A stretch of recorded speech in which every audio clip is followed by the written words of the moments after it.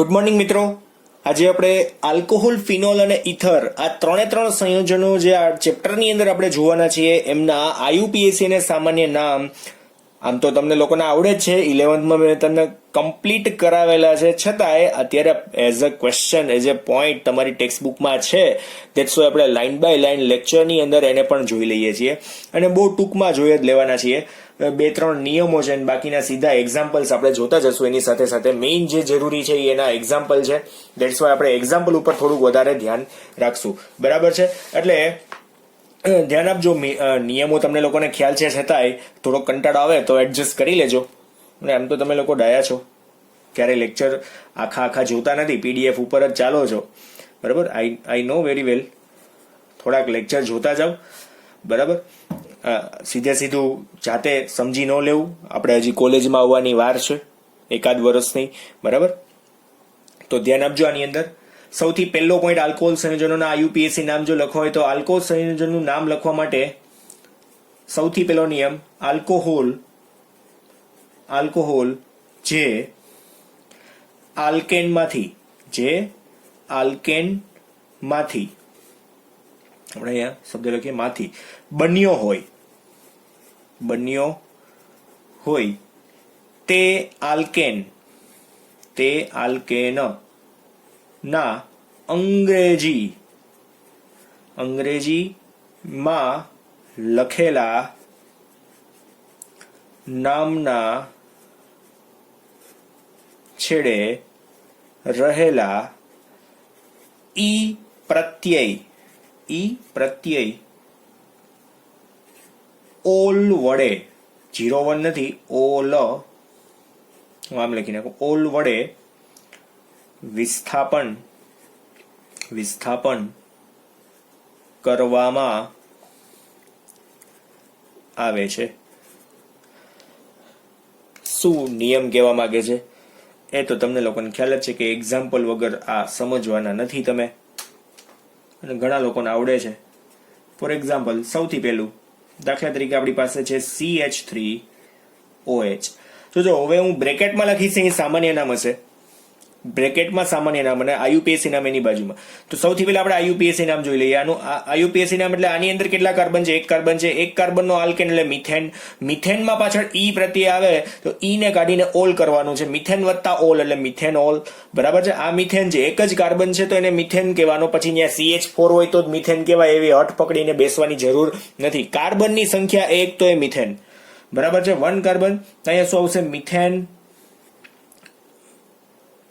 વત્તા ઓલ એટલે મિથેનોલ. બરાબર છે? અને એનું સામાન્ય નામ શું બનશે? અહીંયા સામાન્ય નામ બનશે મિથાઇલ આલ્કોહોલ. બરાબર છે? કાઉન્સમાં લખું છું એ સામાન્ય નામ હશે, આ ખાસ યાદ રાખજો. પેલું એક એક્ઝામ્પલ આપણું આ. બીજું એક્ઝામ્પલ, CH3CH2OH, 2 કાર્બન છે તો ઇથેનોલ. ઇથેન વત્તા ઓલ એટલે શું આવશે? ઇથેનોલ. સામાન્ય નામ શું બનશે અહીંયા? તો કે ભાઈ ઇથાઇલ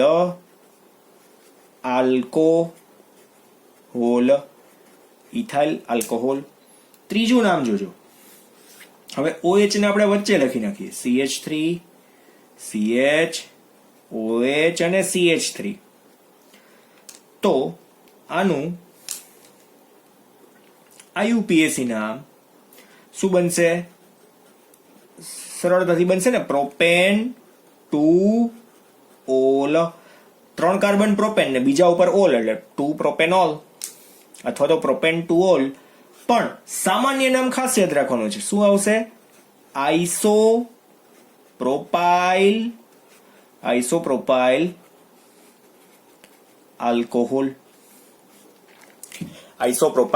આલ્કોહોલ. ડન છે? 4th one, ચોથું, ધ્યાન આપજો. આની અંદર CH3CHOH CH2 CH3. તો આમાં બહુ સિમ્પલ છે, 4 કાર્બન, બ્યુટેન, કઈ બાજુથી નજીક પડશે? બીજા આ બાજુથી, તો ટુ ઓલ. પણ જે સામાન્ય નામ છે ખાસ દ્વિતીયક પછી શું આવશે? Butyl alcohol. બરાબર છે. દ્વિતીયક બ્યુટાઇલ આલ્કોહોલ છે. આપણાથી ભૂલ થઈ ગઈ છે.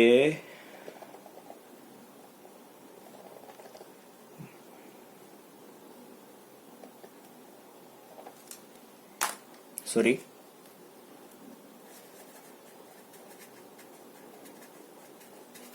દ્વિતીયક બ્યુટાઇલ આલ્કોહોલ.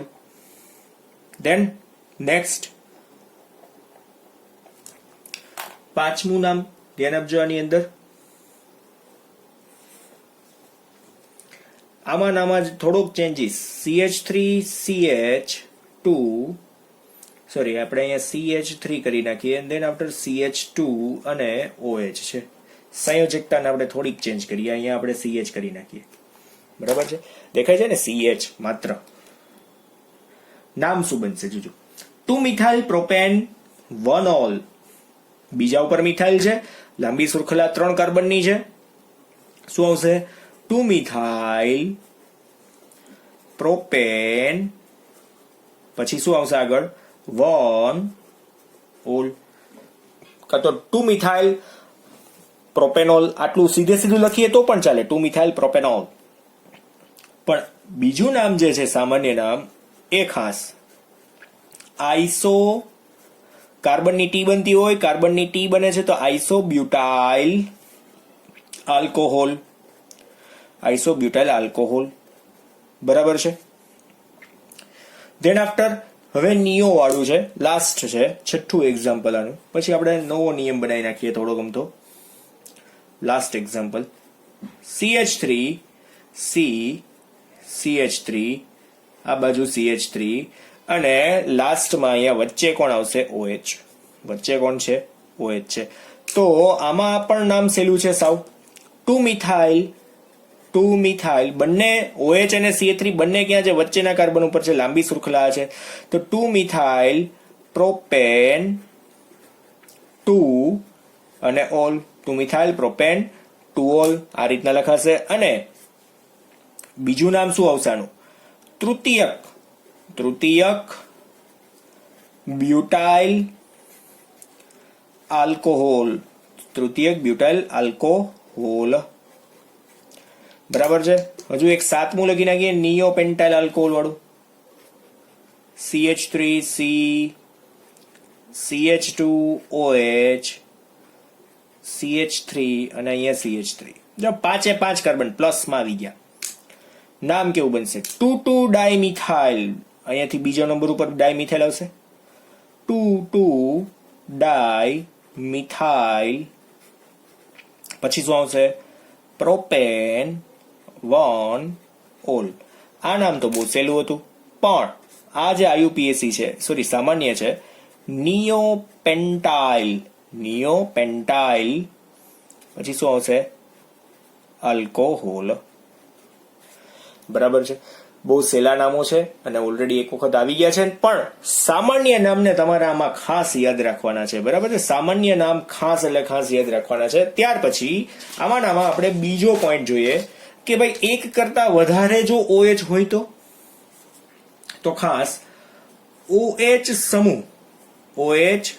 સમૂહોની સંખ્યાને દર્શાવવા માટે ઓલની પહેલા કોને લખશું? પૂર્વવર્ગ ડાય ટ્રાય લગાવવામાં આવે છે.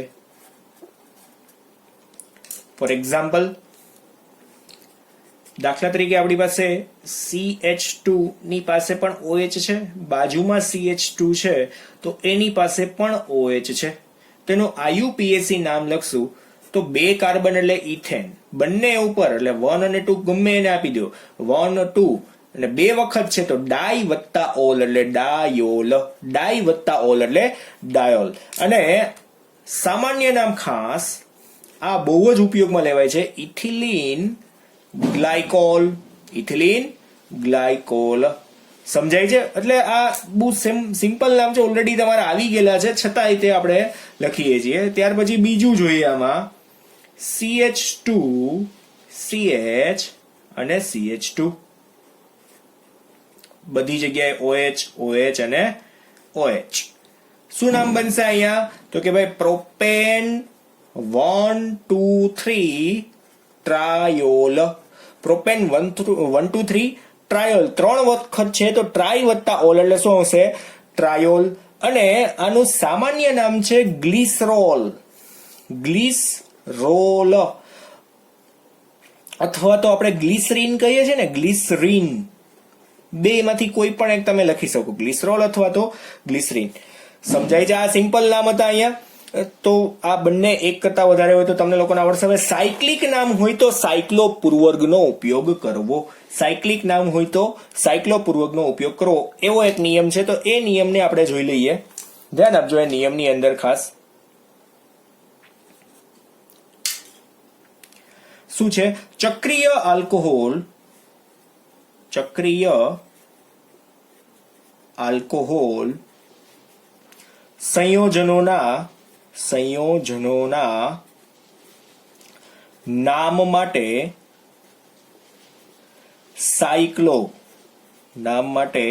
સાયક્લો પૂર્વર્ગ ઉપયોગ કરવામાં આવે છે. કોનો? તો સાયક્લો પૂર્વર્ગનો ઉપયોગ કરવામાં આવે છે. કઈ રીતના? તો એક સાદું એક્ઝામ્પલ આમાં જ આપી દઉં કે દાખલા તરીકે આપણી પાસે આ રીતના સાયક્લિક બંધારણ છે ને એમાં અહીંયા OH કનેક્ટેડ છે, તો આનું સાદું નામ શું બની શકે? તો આનું નામ બનશે સાયક્લો પૂર્વર્ગ. બરાબર છે? પછી 6 કાર્બન હોય તો હેક્ઝેન વત્તા ઓલ એટલે હેક્ઝેનોલ.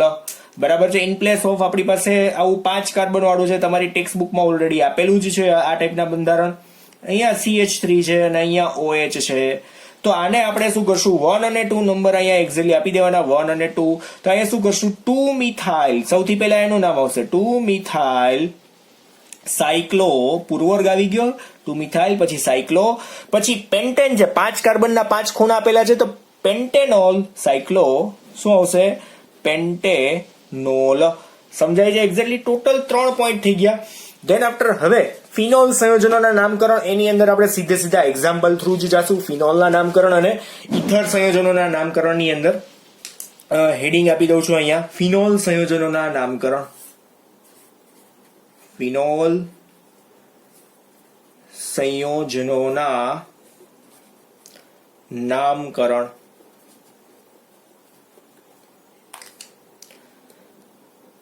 બરાબર છે? કદાચ ઇનકન્વીનિયન્સ થાય, થોડોક અવાજ વચ્ચે આવે તો એડજસ્ટ કરી લેજો. થોડોક મેરેજનો માહોલ છે અને કદાચ બીજા અવાજ આવે તો એડજસ્ટ કરી નાખજો, કેમ કે અત્યારે બધા દડબડાટી જો આવ્યો અવાજ, કદાચ તમને આવતો હોય તો ઠીક છે, પણ ધ્યાન અહીંયા આપજો. બરાબર છે? હવે મોનોહાઇડ્રિક ફિનોલ સંયોજનો જે છે એ જોઈએ. આની અંદર 2 પાર્ટ છે, મોનોહાઇડ્રિક ફિનોલ અને ડાયહાઇડ્રિક ફિનોલ. બરાબર છે? આપણે 2 પાર્ટ જોવાના છીએ. તો હું પેલા સીધા એક્ઝામ્પલ જ આપી દઉં. અહીંયા આપણે IUPAC ને સામાન્ય નામ એક સાથે જોતા જશું. આપણી પાસે ઓલરેડી OH આ રીતના કનેક્ટેડ છે, હું સીધા જ અહીંયા નામ લખતા જશું આપણે સાથે. CH3 અને OH. બરાબર છે? Than after third one CH3OH. Ortho meta અને પેરા આપણે દર્શાવવાની ટ્રાય કરીએ છીએ. અહીંયા CH3 અને પછી શું આવશે? અહીંયા OH. બરાબર છે? Ortho meta para. હવે જો સામાન્ય નામ જો આપણે લખવા હોય તો કઈ રીતના લખશું? તો હું સામાન્ય નામ સૌથી પહેલા લખી દઉં. અહીંયા સામાન્ય આવી રીતના કરી નાખું છું. બરાબર? નામ એવું લખતો નથી, તો સામાન્ય નામ આનું કેવું છે? ફિનોલ જ થશે. પછી આમાં ઓર્થોક્રેસોલ, O ક્રેસોલ, પછી આમાં આવશે M ક્રેસોલ, અને અહીંયા આવશે P ક્રેસોલ. બરાબર છે? અને આના IUPAC નામ જે છે એ સેમ એઝ જ આવશે. જો ફિનોલનું નામ જે છે ને એ જ આઈયુપીએસી નામ છે, તો અહીંયા ફિનોલ ફિનોલ જ રહેશે. પછી અહીંયા જે છે 2 મિથાઇલ શું આવશે? ફિનોલ. સેમ એઝ અહીંયા આવશે 3 મિથાઇલ ફિનોલ. અને અહીંયા આવશે 4 મિથાઇલ ફિનોલ. બરાબર છે? આ પ્રકારના નામ પડશે. અને હવે આની અંદર જો દ્વિવિસ્થાપિત OH સમૂહ હોય તો કઈ રીતના નામ બનશે, તો એ આપણે સાથે સાથે જોઈ નાખીએ. દ્વિવિસ્થાપિત હોય તો ઓર્થો ઉપર OH બે જોડાયેલા હોય, પછી આવશે મેટા ઉપર બંને OH હોય, આ રીતના મેટા ઉપર હશે, અને એક લાસ્ટ વન છે પેરા ઉપર હોય, તો એના આઈયુપીએસી નામ આપણે કઈ રીતના, આઈયુપીએસી ને સામાન્ય નામ કઈ રીતના આપશું. બરાબર છે? તો આમાં પેલા લખીએ સામાન્ય. બરાબર, ટૂંકમાં જ પતાવવાનું છે, આમાં કઈ ખાસ છે નહીં. આનું આવશે કેટેકોલ. પછી આનું નામ આવશે 1-3 ઉપર હોય તો રિસોર્સિનોલ. બરાબર. પછી આનું આવશે ક્વિનોલ. હવે એના આઈયુપીએસી નામ હોય તો આઈયુપીએસી નામ શું બનશે આની અંદર? આઈયુપીએસી નામ તો બેન્ઝીન 1,2 ડાયોલ. બેન્ઝીન 1 અને 2 ઉપર પોઝિશન ઉપર હોય તો 1,2 ડાયોલ. પછી અહીંયા શું આવશે? Benzene 1,3 diol. Benzene 1,3 diol. અને અહીંયા શું આવશે? બેન્ઝીન 1,4 શું આવશે? ડાયોલ. ટૂંકમાં અહીંયા ફિનોલ સંયોજનોના નામની અંદર આપણે આ 6 પોઈન્ટને ખાસ યાદ રાખવા જેવા હતા. હવે આમાં જ આપણે આગળ વધીએ. ઇથર સંયોજન માટેનું કોષ્ટક જે તમારી બુકમાં છે એને જ 1 બાય 1 જોતા જશું કે કઈ રીતના નામ આપેલું છે. બરાબર છે? એ નામ લખવાનો ખરેખરમાં સાદો નિયમ શું છે એ જ આપણે લાઈન બાય લાઈન જોઈ લઈએ. ધ્યાન આપજો આની અંદર ખાસ. જો આમાં ઇથર સંયોજનોના નામ કઈ રીતના આપણે કરીએ છીએ, સીધા એક્ઝામ્પલ થ્રુ જવાના છીએ. તો CH3O CH3 જો સામાન્ય નામ છે, હું સાઈડમાં કાઉન્સમાં લખીશ. આપણે સૌથી પહેલા લખવાના છે આઈયુપીએસી નામ. તો આઈયુપીએસી નામ આનું શું બનશે? મિથોક્સી